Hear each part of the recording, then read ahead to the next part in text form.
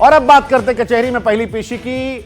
अक्सर आप सुनते होंगे, आप देखते होंगे, घरों में चर्चा करते होंगे कि भैया इस बार बारिश बहुत हो रही है, परेशान कर दिया इस बारिश की तस्वीरें आपको घर से निकलते, घर में बैठकर हर जगह दिखाई पड़ती होंगी। लेकिन जब सैलाब की तस्वीरें, पहाड़ टूटने का मंजर, इसके वीडियोस आप देखते होंगे, रील में देखते होंगे, शेयर करते होंगे, स्टोरी पे लगाते होंगे, तो आप भी कहते होंगे कि यार इस बार ऐसा क्या हो गया कि बाढ़ आ गई, खत्म ही नहीं हो रही बारिश। ऐसा लगता है कि आधा हिंदुस्तान जो है वो बाढ़ में डूब गया। पंजाब डूब रहा है, हमारे आसपास दिल्ली एनसीआर डूब रहा है, बिहार हर साल डूबता है, असम हर साल डूबता है। लेकिन इस साल वो भी जगह डूब रही है जो पहले नहीं डूबती थी। हर साल मानसून में इस तरह की चर्चा होती है। देखिए मेरे दाएं बाएं ऊपर नीचे जितनी तस्वीरें हैं, हर तरफ शहर जो है वो डूब रहे हैं। लेकिन आज जो हम आपको बता रहे हैं वो आपको डराने के लिए नहीं, क्योंकि जो आप पहले से डर रहे हैं वो डर जायज है। यह आशंका, ये चिंता आपकी गलत नहीं है। मेरे आसपास जो तस्वीरें आप देख रहे हैं वो इसकी तस्दीक कर रही हैं। आज भारत में शायद ही कोई राज्य है जहां पानी का आक्रमण ना हुआ। आप जम्मू से लेकर हिमाचल तक, दिल्ली से लेकर पंजाब तक, रेगिस्तान वाले राजस्थान से लेकर गुजरात तक सैलाब का सिग्नेचर देख रहे हैं। पानी है, तबाही है, बर्बादी है, वो सब कुछ है जो अब तो कम से कम नहीं दिखना चाहिए था जिस महीने में हम लोग हैं, लेकिन है। और यही तस्वीरें आज देश की सुप्रीम कोर्ट को परेशान कर रही हैं। हमारे देश के सुप्रीम कोर्ट के मुख्य न्यायाधीश BR गवई साहब ने बाढ़, बारिश और तबाही को लेकर चिंता जताई है। और आप सोचिए कि अगर सुप्रीम कोर्ट को चिंता हो रही है तो उसका मतलब है कि इस बार मामला सेंसिटिव है, सीरियस है। दरअसल कुछ दिन पहले एक वीडियो वायरल हुआ था जिसमें हिमाचल के चंबा में लकड़ियों का लट्ठा पानी में बहता हुआ दिखाई पड़ रहा था। इस वीडियो को देखकर देश की सबसे बड़ी अदालत ने कहा कि भाई ये गंभीर विषय है। जस्टिस BR गवई साहब ने कहा कि पहली नजर में ऐसा लगता है कि पहाड़ों पे इंसान जो है वो अवैध पेड़ों की कटाई कर रहा है। इस बार जो बारिश हो रही है वो अभूतपूर्व हो रही है। हमने पहले भी बाढ़ बारिश देखी है, लेकिन इस बार की बाढ़ बारिश, इस बार की तबाही, इस बार का जो मंजर है वो ज्यादा खतरनाक है। और ये बात सुप्रीम कोर्ट कह रहा है। कोर्ट कह रहा है कि पंजाब, उत्तराखंड, हिमाचल प्रदेश, जम्मू कश्मीर, अब वहां पर सरकारों को हम नोटिस जारी कर रहे हैं और 3 हफ्ते में जवाब मांगेंगे कि आप क्या विकास के नाम पर विनाश की तैयारी कर रहे हैं। क्योंकि कुछ दिन पहले वैष्णो देवी मार्ग पर लैंडस्लाइड हुई थी, तब भी एक वीडियो वायरल हुआ था। वो शख्स भी कह रहा था, वैष्णो देवी आपदा के दौरान वो शख्स, जब हम सब ये कह रहे थे कि भैया भगवान की वजह से हो रहा है, भगवान जो है सब जानते हैं, भगवान ही करते हैं, तो एक शख्स आया जो बता रहा था कि भगवान नहीं कर रहे हैं, भगवान देख रहे हैं, चुपचाप इंसान कर रहा है। और उस शख्स ने कहा कि कितने पेड़ काटोगे, कितनी बर्बादी करोगे, अब बस कर दो, क्योंकि अगर तुम ये बस नहीं करोगे तो प्रकृति अपने हिसाब से चीजें रिस्टोर कर देगी। और जब कुदरत खेलती है तो बड़े बड़े खिलाड़ी जो है ना वो उड़ते नहीं उड़ जाते हैं। इसीलिए आज सवाल हम पूछ रहे हैं कि क्या इन सब वजहों से पहाड़ों पे आपदा का पैमाना बढ़ा है? क्या इस वजह से दिल्ली डूब रही है, मनाली जो है वो जमींदोज हो रही है? आप भी सोचेगा, क्या विकास के नाम पर हमने विनाश की रूपरेखा कर दी है और अब वो खेल रहे हैं और हम झेल रहे हैं?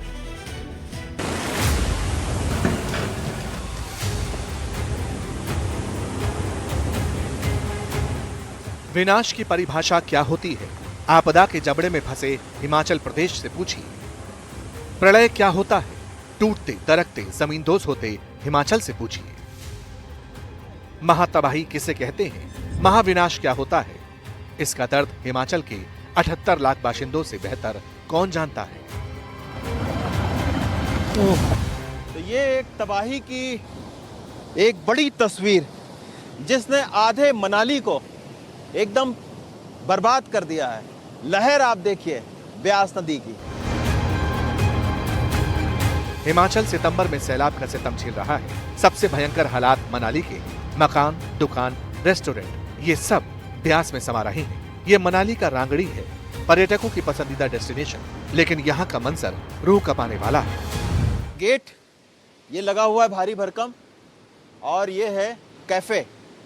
चल गेट खोलिए, अंदर आइए, और अंदर आते ही तबाही का जो मंजर है वो आपको चारों तरफ दिखेगा।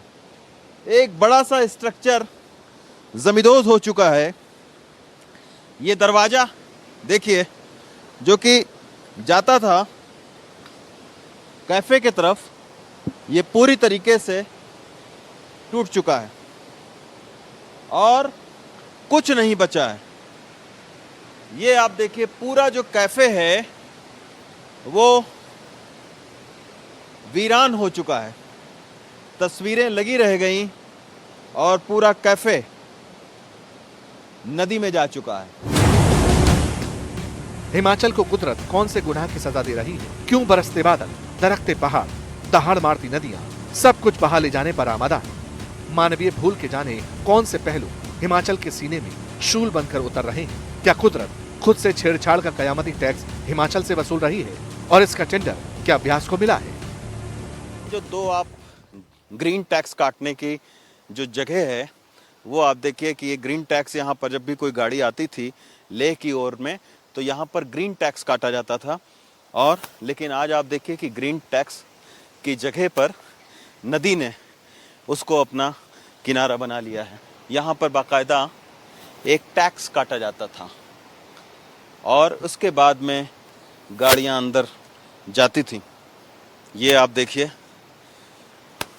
अंदर की तस्वीर, ग्रीन टैक्स बैरियर और अंदर मलबा केवल भरा हुआ है। जहाँ पे दफ्तर होता था उस जगह पर मलबा है। हिमाचल के जर्रे जर्रे में तबाही है, तबाही की गवाही, सिसकती जिंदगियां हैं, सैलाब का रेला है। कैसे जान बचाना, कहाँ जाना? जहाँ सुरक्षित ठिकाना है वहाँ मीलों का सफर तय करके जाना है। सड़क हुआ करती थी जो कि लेह को जोड़ती थी। ये सारे लोग काफी दूर से आप देखिए सूटकेस लेकर मनाली की तरफ जा रहे हैं। सर कहाँ से आप लोग आ रहे हैं? जी हम अभी आ रहे हैं क्लास से। क्लास से? हाँ जी। तो काफी रास्ते तो बहुत बुरा हाल है जी, जगह जगह में लैंडस्लाइडिंग और पानी भरा हुआ है, बहुत मुश्किल है। तो कहाँ तक आप पैदल आए? फिर यहाँ से हम 2 किलोमीटर पैदल आए हैं, वहाँ से आगे भी नहीं है रास्ता।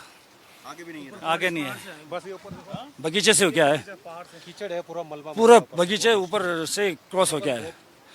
तो हम तो हेल्प कर रहे हैं, हमारा सूटकेस नहीं है, ये हमारे जो आनी है। धर्मशाला से इधर घूमने आए हुए हैं। मनाली से ठीक 4 किलोमीटर पहले बहाणु पड़ता है। कैंपिंग साइट के लिए बहाणु फेमस है, दुनिया भर के सैलानी यहाँ आते हैं। लेकिन आज जहाँ तक नजर जाती है विनाश और बर्बादी की निशानियां बहाणु में नजर आती हैं। लोग सिसक रहे हैं, उम्मीद सरकार से है, सिस्टम से है, लेकिन उम्मीदों और ख्वाहिशों पर आपदा का खंजर गड़ा हुआ है।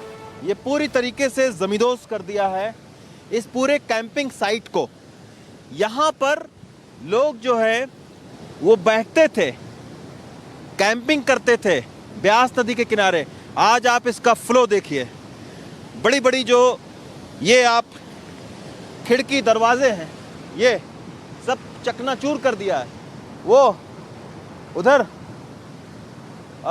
देखिए पानी गर्म करने वाला गीजर, ये पूरी तरीके से ब्यास नदी ने इस पूरे इलाके को ऐसा बना दिया कि लग ही नहीं रहा है कि कभी ये कैंपिंग साइट होती थी। पीछे से जो है ये जमीन काटनी शुरू की है इसने, और ऊपर से स्लाइड हो रहा है, नीचे से दरिया चली हुई है। तो रात को, फिर दिन को तो हम देख सकते हैं कि कहाँ से पानी आ रहा है, कैसा हो रहा है। तो रात को बहुत मुश्किल हो रही है। अगर पीछे से ये स्लाइड होता है जैसे उत्तराखंड में धारवी में हुआ है वैसा यहाँ हो सकता है। घर थे लोग, हमारे ही घर थे यहाँ पे। पुल जब आपने अब जो दरिया देखी वहीं पे घर थे, बगीचे थे लोगों के और पेड़ थे, ऐसे बहुत ज्यादा जंगल था यहाँ से। अब तो कुछ भी नहीं है। मनाली में भारी बारिश और ब्यास नदी का कई जगह बहाव बदलने के चलते कई गांव खतरे के सदमे हैं। सोलांग और बहाड़ू गांव समेत कई गांव पर खतरा मंडरा रहा है। लोग दहशत में जी रहे हैं या फिर जीने को मजबूर हैं, कहा नहीं जा सकता। हमारा जो नॉर्थन साइड से साउदर्न साइड में फ्लो करती है। तो यहाँ पे हमारे पास जब तक हमारे ब्रिज के पास पहुँचते तब तक 4 कर्व्स है। उसमें से 3 कर्व्स हमारे जो गाँव का एरिया है उसमें लगते हैं, चौथा कर्व हमारे ब्रिज के पास लगता है। तो जितने भी ये कर्व्स है वो सारे हिट करते हैं गाँव को, गाँव की ज़मीन को, हमारे commercial, domestic as well as बाकी एरियाज में। तो ये हमारे लिए थोड़ा खतरे का विषय है।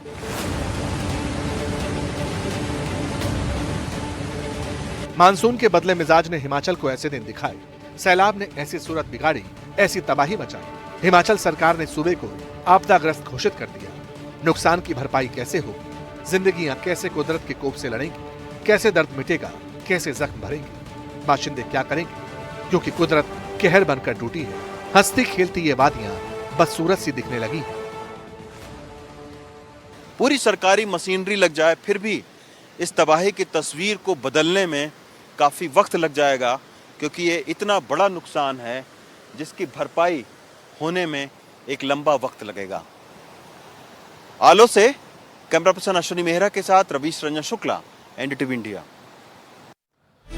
इसीलिए बड़े बूढ़े कह गए हैं कि अति का भला न बोलना, अति की भली न चूप, अति का भला न बरसना, अति की भली न धूप। किसी चीज की अति अच्छी नहीं होती और हमने आपने भी अति कर रखी थी, लगातार पेड़ काटकर, प्रकृति से खिलवाड़ कर। और अब जो चिंता हमारी आपकी है वो जायज है।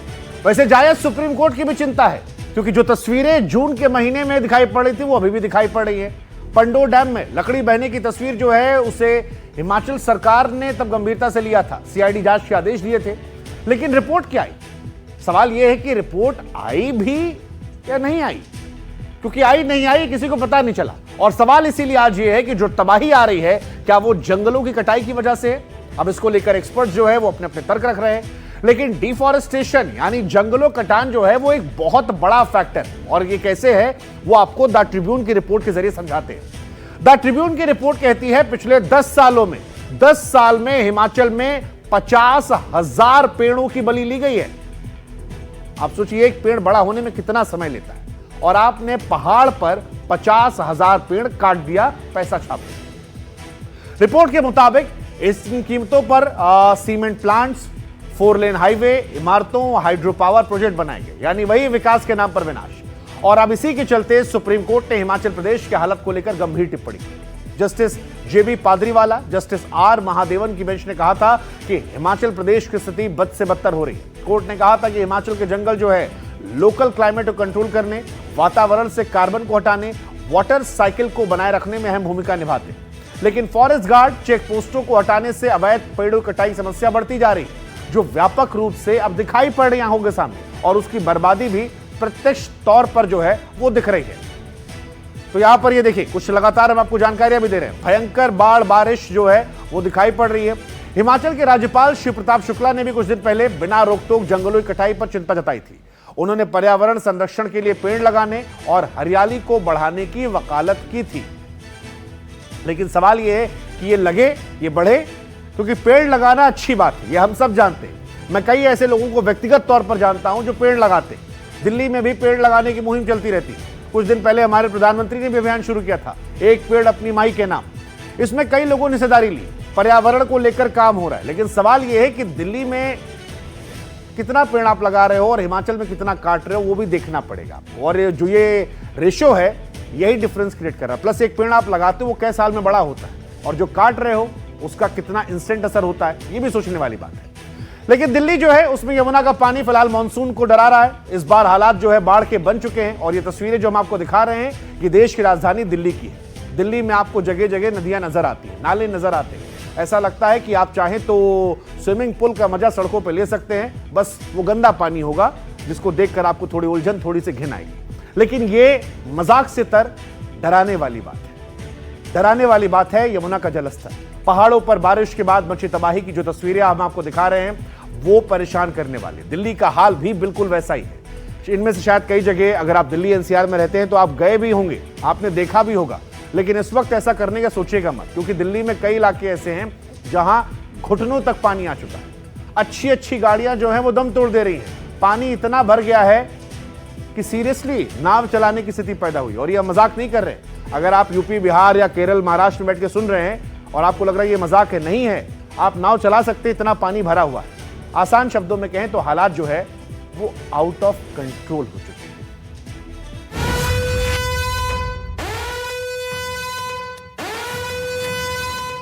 राजधानी में बज गया बाढ़ का सायरन। आसमान से दिख रही डूबती दिल्ली। बढ़ते जलस्तर से सड़कों पर लॉकडाउन।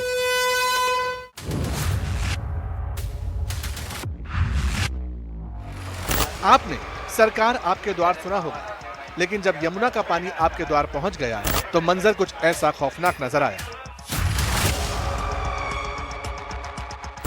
ये दिल्ली है, देश की राजधानी, लेकिन उफनती यमुना ने इसे पानी पानी कर दिया। अंदाजा इस बात से ही लगा लीजिए कि कल तक जिस यमुना बाजार में लोग कैंपों में रह रहे थे, वहां अब पानी का कब्जा है। जिन सड़कों पर लोग चल रहे थे, वहां अब यमुना का पानी है। जिन कैंप्स को यमुना के रौद्र रूप से बचाने के लिए बनाया गया था, अब वही कैंप खुद जलमग्न हो चुके हैं। कल हम इसी इलाके में पहुंचे थे, ग्राउंड रियलिटी आपको हमने दिखाई थी कि किस तरह से घरों से बाहर जब ये पानी आया, जो टेम्परेरी शेल्टर्स बने हुए हैं यहाँ पर लोग शिफ्ट किए गए थे, लेकिन अब पानी जो यहाँ जो लोग रह रहे थे, जो आगे फिर फर्दर उनको बताया जा रहा है मोरी गेट के इलाके में कुछ टेम्परेरी शेल्टर्स हैं, इसके अलावा कुछ स्कूल्स हैं जहां पर उनको रहने के लिए उनके लिए प्रोविजन है। ये एक मार्क आपको दिख रहा होगा 208.540, यानी कि 2023 में जब दिल्ली में बाढ़ आई थी उस लेवल तक यमुना पहुंच गई थी। हम जानते हैं इस वक्त 207 के पार जो है यमुना का जलस्तर चल रहा है और फिलहाल की स्थिति यहाँ पर आप देख सकते हैं, अंदाजा लगा सकते हैं क्या हाल है। एनडीआरएफ को बोट जो है यहाँ पर उतारनी पड़ी है और ये सारे शेल्टर्स, टेम्परेरी शेल्टर्स को फिलहाल यहाँ पर खाली करना पड़ा है। इन सारे हालातों की वजह यमुना का बढ़ता हुआ जलस्तर है, जो गुरुवार सुबह 10 बजे 207.47 मीटर दर्ज किया गया। हरियाणा के हथनीकुंड बैराज से 1,33,999 क्यूसेक पानी छोड़ा गया। वजीराबाद बैराज से 1,93,000 क्यूसेक पानी से ज्यादा और ओखला बैराज से 2,44,000 क्यूसेक पानी से ज्यादा डिस्चार्ज होने की वजह से यमुना का जलस्तर लगातार बढ़ रहा है, जिससे निचले इलाकों में बाढ़ का खतरा मंडराने लगा। मैं इस समय हूँ यमुना के नदी के किनारे और यहाँ पर जो जल प्रवाह है वो देखते ही बनता है किस तरह से तेजी से पानी के बुलबुले और उसके साथ पानी का प्रवाह दोनों अपने आप में बयां कर रहा है कि कितना पानी बराज से छोड़ा गया है, तो उससे ज़्यादा नुकसान हो रहा है क्योंकि लगातार उत्तर भारत में बारिश हो रही है। हथनीकुंड से करीब 1.5 लाख क्यूसेक पानी उस बराज से छोड़ा गया है, ओखला बराज से भी उतना ही छोड़ा गया है। ये रिक्शा है, ये सड़क है, ये सड़क का इलाका है और यहाँ पर ये सारा बहकर इस तरह की स्थिति बना चुका है। अब ये तस्वीरें देखिए दिल्ली के पॉश इलाके सिविल लाइंस की, जहाँ बड़े बड़े आलीशान घर तो हैं, लेकिन उन घरों तक जाने वाली सड़कें पूरी तरह डूबी। लोग बेबस हैं, परेशान हैं और ऐसे हालातों में जीने को मजबूर हैं। दिल्ली का सिविल लाइंस जहाँ पर ये बड़े बड़े घर हैं, एक पॉश रेजिडेंशियल एरिया है, यहाँ की एक ये बदहाल तस्वीर हम आपको दिखा रहे हैं। देखिए रिक्शे से इतने पानी में यहाँ से गुजरते हुए। मैम आप कहाँ जा रही हैं? हम वहाँ जा रहे हैं अशोक विहार। तो आप ऐसे नहीं, बोटों का भी इंतजाम नहीं कर रखा। बताओ कितने दिन से पता है कि बोट आनी चाहिए ना। यहाँ पे इस रिक्शे से इस पानी से आप निकल कर जा रही हैं, बहुत परेशानी हो रही होगी। बहुत ज़्यादा परेशानी है। सिर्फ रिहायशी इलाके ही नहीं, शमशान घाटों का भी बुरा हाल है, जहां घुटनों तक पानी भरा है और अपनों को अंतिम विदाई देना भी मुश्किल हो चुका है। आपको सबसे पहले बता दें, निगमबोध घाट जो है कल दोपहर 3 बजे बंद कर दिया गया है। यहाँ पर अंतिम संस्कार अब नहीं हो रहा है। यहाँ पर हमारी कैमरा पर्सन पूजा आर्य आपको दिखाएंगी तस्वीरें। ये देखिए पूरा इलाका जो है निगमबोध घाट का, घुटनों भर पानी यहाँ पर जमा हो चुका है। अभी यहाँ एक बार हम ये भी दिखाते हैं कि किस तरीके से वाटर लेवल बढ़ रहा है। यहाँ पे हम देख रहे थे कि घुटनों से नीचे पानी था, जैसे जैसे हम आगे बढ़े हैं घुटनों भर पानी, पूरा लेवल जो है वो बड़ा है। और ये तस्वीरों में हम दिखाएंगे, पूजा आपको दिखाएंगी किस तरह से ये सामने जो है यमुना घाट जो पास में ही है, वहां से बहता हुआ पानी आ रहा है। साफ है, ना तो चलने के लिए रास्ते बचे हैं, ना ही रहने के लिए राहत शिविर है। सवाल है कि आखिर जाएं तो जाएं कहां? और अगर आने वाले दिनों में भी बारिश का सिलसिला ऐसे ही जारी रहा तो हालात और भयानक हो सकते हैं।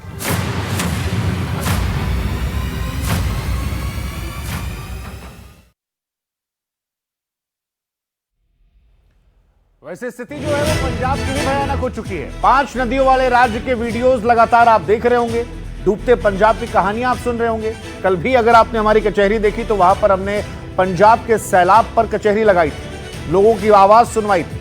लेकिन आज भी पंजाब में कुछ बदला नहीं है, या यूं कहे कि जब हमारे रिपोर्टर पंजाब के और ज्यादा अंदरूनी इलाकों में पहुंचे तो हमें भी यह एहसास हुआ कि तबाही का दायरा जो है वो और ज्यादा बढ़ रहा है। कई गांव ऐसे हैं जो गायब हो रहे हैं, घर जमींदोज हो रहे हैं, पानी में बह रहे हैं। कई इलाकों में तो खेत जो है वो तालाब बन गए भाई साहब, उनकी गहराई जो है वो 10-10, 15-15 फीट हो गई है और लोग अपनी जान बचाने के लिए पंजाब में आसपास के सुरक्षित इलाकों में जाने को मजबूर है। अगर पंजाब के बारे में और डिटेल जानकारी आपको दें तो सबसे ज्यादा खराब हालात पंजाब में जो है वो गुरदासपुर में, पठानकोट में है, फजिल्का में है, कपूरथला में है। तरन तारण में है। लगातार देखिए, यहां मैप हम आपको दिखा रहे हैं, इधर ही आकर दिखाते। देखिए, ये पंजाब का नक्शा हमने बना रखा है आपको। पठानकोट, गुरदासपुर, तरन तारण, कपूरथला, फिरोजपुर, फजलका, ये तमाम वो इलाके, यहां तक कि अमृतसर में भी लगातार हालात जो है वो बद से बदतर होते जा रहे हैं। और पंजाब जो है, जिसमें एक समय नशे की जब समस्या आई थी तो हम कहते थे उड़ता पंजाब, अब उसको लोगों ने बदल दिया और कह रहे हैं डूबता पंजाब। हालांकि लोगों को बचाने के लिए बड़े पैमाने पर पंजाब में रेस्क्यू ऑपरेशन चलाया जा रहा है, लेकिन सैलाब से मची तबाही का जो दायरा है वो इतना ज्यादा बड़ा है कि भले ही सारे खिलाड़ी, भले ही नेता, भले ही अभिनेता, सिंगर सब मदद करना चाहते हैं, लेकिन मुश्किलों का सामना अभी भी करना पड़ रहा है। जरा देखिए डूबते पंजाब पर एयरपोर्ट।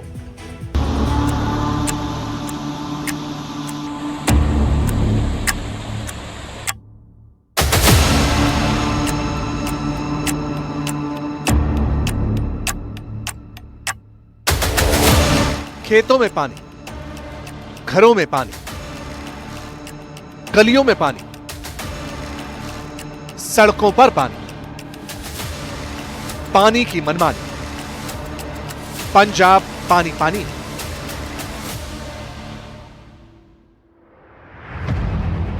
पांच नदियों वाला राज्य ओवरफ्लो हो चुका है। एनडीटीवी के तीन रिपोर्टर इस वक्त पंजाब में बाढ़ और बारिश के हालात कवर कर रहे हैं।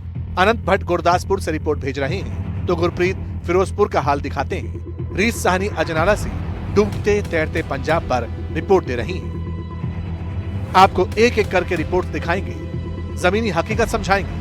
पहले पंजाब के लोगों का ये दर्द सुन लीजिए। दिल जो ऐसे ऐसे कर रहा है क्योंकि पानी अभी भी हमारा कम नहीं हुआ। हाँ, देख रहे हैं आपकी पानी अभी भी कम नहीं हुआ, पानी अभी भी पूरा ही है।